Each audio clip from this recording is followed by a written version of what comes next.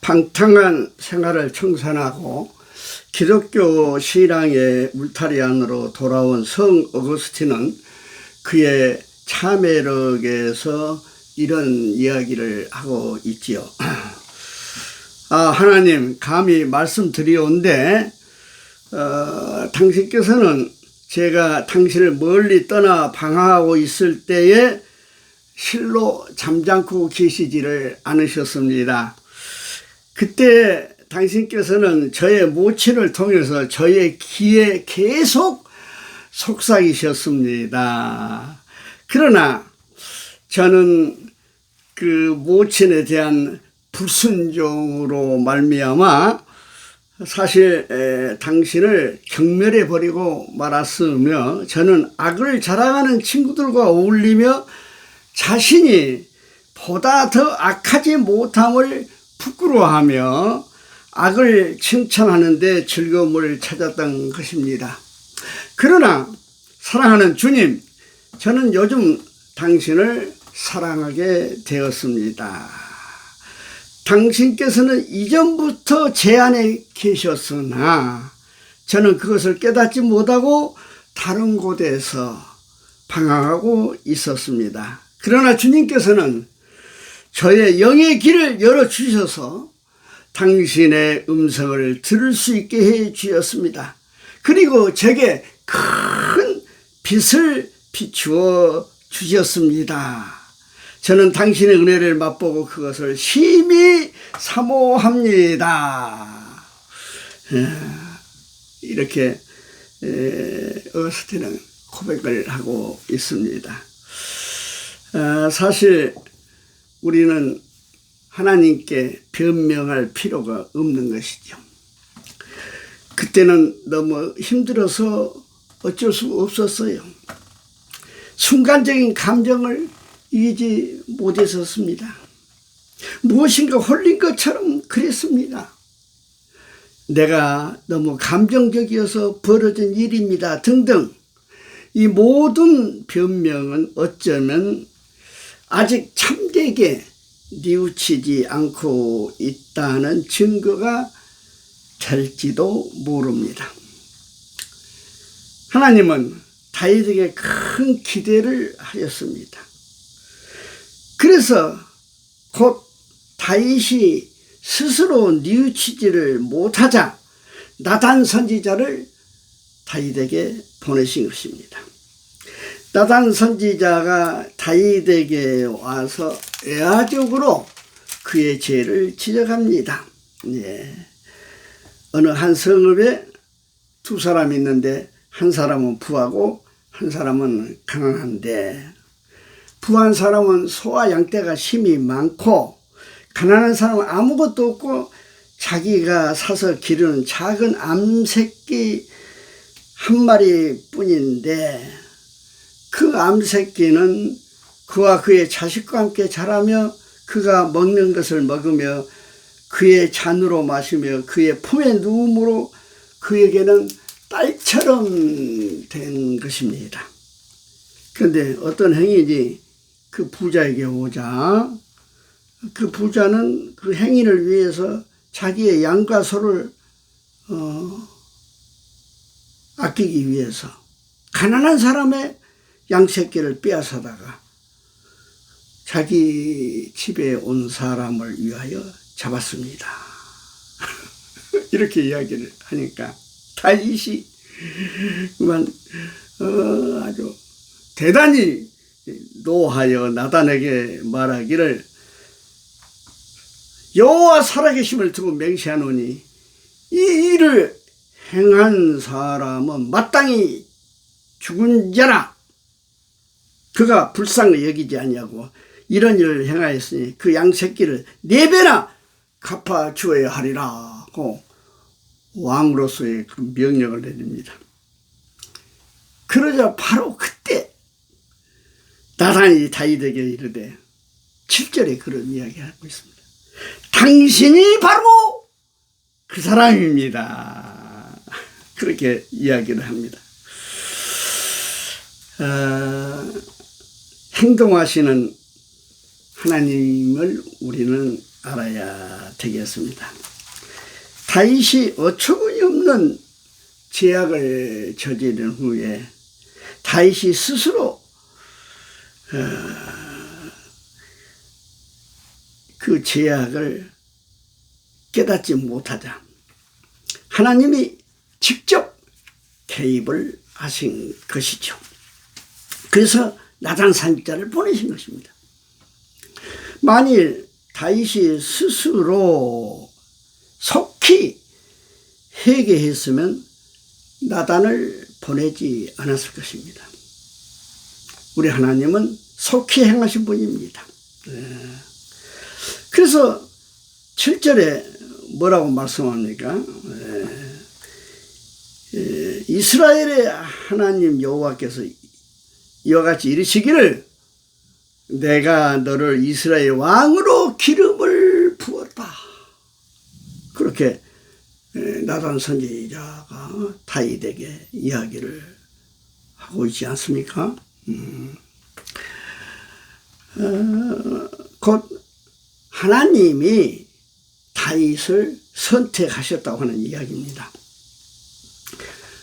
왕으로 삼으셨고 거룩한 언약을 맺었습니다.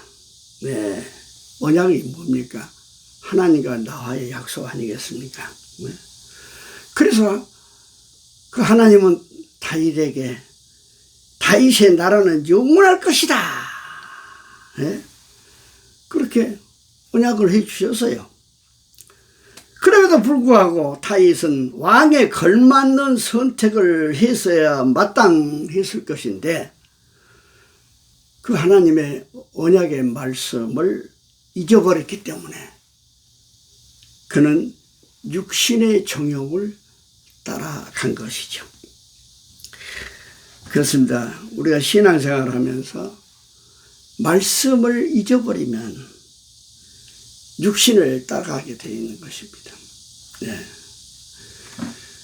영이냐 육이냐 했을 때 말씀이 우리에게 하가다. 항상 그 말씀이 우리에게 되뇌이고 되뇌이면 마치 소가 여물을 되새김하듯이 하나님 말씀을 되뇌이고 할 때 우리는 영을 따라가게 되지만 그런 말씀을 잊어버리면 우리는 육을 쫓는 자가 되고 만 것입니다. 네. 그러므로 9절에 뭐라 합니까? 어찌하여 네가 여호와의 말씀을 업신여기고 나 보기에 악을 행하였느냐? 그렇게 말을 하고 있습니다. 여러분, 우리는 결코 하나님을 속일 수가 없습니다. 네. 다윗은 그 밧세바의 그 죄악을 범하고 난 후로 자신의 권력으로 자신의 죄를 덮을 수 있을 것이라고 생각을 합니다. 그래서 티가 나게 지탄을 받지 않으려고 여러 가지 노력을 한 것이지요. 네. 그래서 말씀이 나와 있지 않습니까? 내가 칼로 햇사람 우리아를 치되 암몬 자손의 칼로 죽이고 그의 아내를 빼앗아 내 아내로 삼았도다.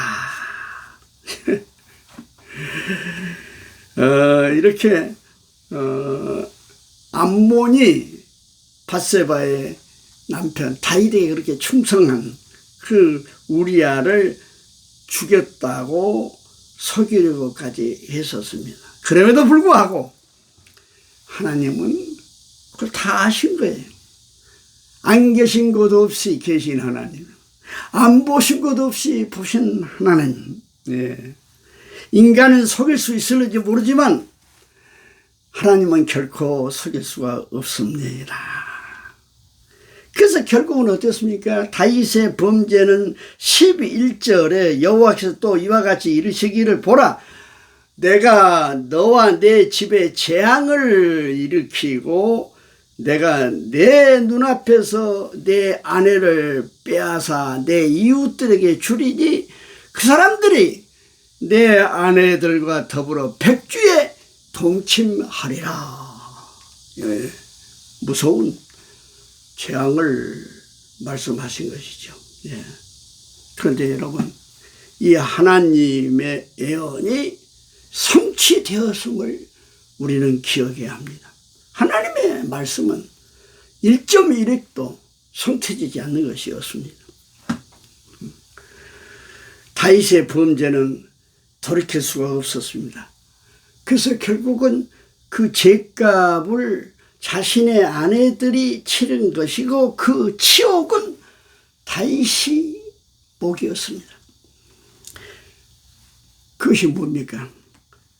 다윗의 자랑스러운 아들, 미남자로 생긴 아들, 머리털이 뒤에 땅까지 닿는 그런 아주 멋진 아들 압살롬이 반정을 일으키고 그런 악행을 저짐으로 말미암아 하나님의 이 예언의 말씀이 이루어지고 만 것입니다. 우리는 유명한 러시아의 작가 도스토옙스키의 죄와벌이라는 소설을 잘 알고 있죠. 저는 고등학교 때 이 죄와벌이 완전히 그냥 내려가 된 적이 있습니다만은 죄를 범하면 반드시 벌을 받게 되어 있는 것입니다. 나단 선지자의 지적을 들은 다윗은 13절에 이렇게 이야기합니다. 다윗이 나단에게 이르되 내가 여호와께 죄를 범하였노라 하매. 다윗의 회개에는 변명이 없습니다. 철저하게 자신의 가오이고 자신이 돌이켜야 할 일인 것을 인정을 한 것입니다. 우리는 회개를 히란 말로 메타노이아라고 이야기하는데 메타노이아는 완전히 180도로 달라졌다는 거 아니겠습니까? 완전히 죄를 끊어버린 것 아니겠습니까? 그래서 이때의 회개가 다윗은 평생 동안 죄를 끊었는데 예를 들어 이야기하면은 다윗이 늙어서 몸이 차지니까 그 충성스러운 신하들이 수냄 여자 아주 예쁜 10대의 소녀 아비삭을 침상에 넣어준 거 아닙니까? 그래도 다윗은 절대로 그 아비삭을 품지 않았다고 그랬습니다. 네. 진정한 회개를 이때 한 것이죠. 바로. 네. 어떻게 이렇게 변명 없는 회개가 가능했을까요? 그것은 한 발자국 떨어져서 봤을 때 죄에 대한 객관적인 판단이 가능했기 때문입니다.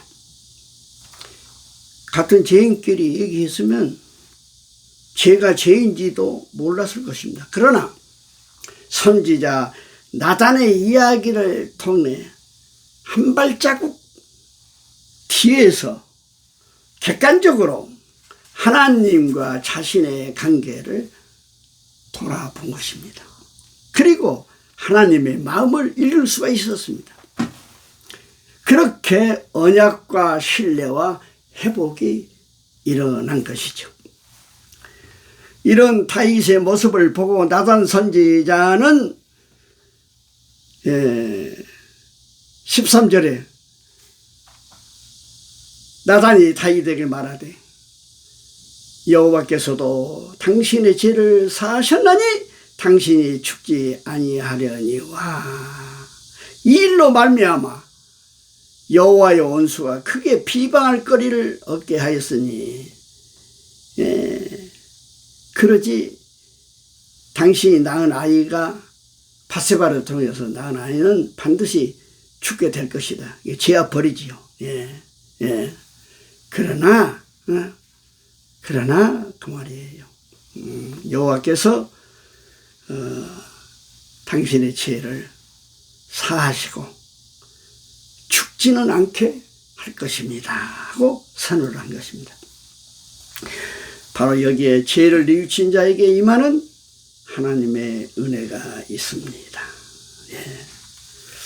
사랑하는 여러분, 오늘 시대의 특징을 속도 시대라고 말합니다. 스피드 시대라고. 그러나 우리가 특별히 믿음 생활을 할 때는 한 발자국 뒤로 물러나서 떨어졌을 때에 우리는 전체를 볼 수가 있는 것입니다.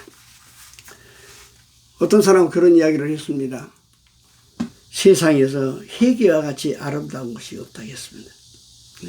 그래서 세례 요한도 우리 주님께서도 베드로도 회개하라고 외쳤던 것입니다. 그렇다면 회개는 어떤 능력을 가져다 줍니까?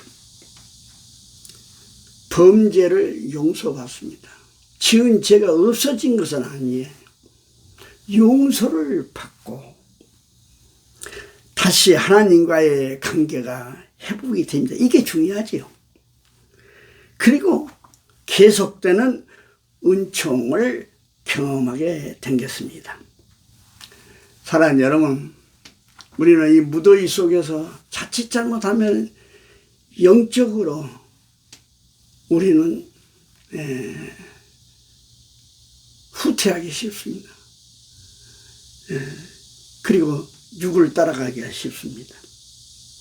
이럴 때 우리는 늘 영적 상태를 객관적으로 점검함으로 죽게 돌이키는 삶을 살아가는, 그래서 하나님의 이 무더위 속에서도 은총을 경험하는 축복이 여러분에게 임하기를 주의 이름으로 축원합니다.